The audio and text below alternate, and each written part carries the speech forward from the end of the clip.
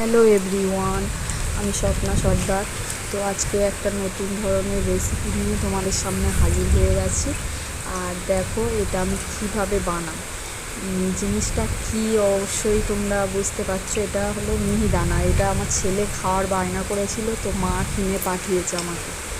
তো দেখো আমি পরিমাণ মতো এখানে জল নিয়ে নিয়েছি, আর জলটা চিনি দিয়ে ফুটিয়েছি। আর ওখানে আমি দুটো বাতাসা অ্যাড করেছিলাম, ওই জন্য কালারটা একটু লাল লাল মতো এসছে। আর ওর সঙ্গে এলাচ দিয়ে দিয়েছিলাম। তো জলটা ফুটে গেছে প্রায়, তো মিহিদানাটা দিয়ে দিয়েছি।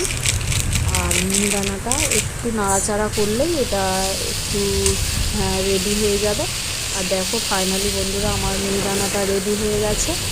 আর কেউ কারোর গায়ে লেগে যাচ্ছে না মিহিদানা। আর এটা ঠান্ডা হয়ে গেলে একদম পুরো ঝরঝরে হবে। তো খেতেও দারুণ হয়েছে বন্ধুরা।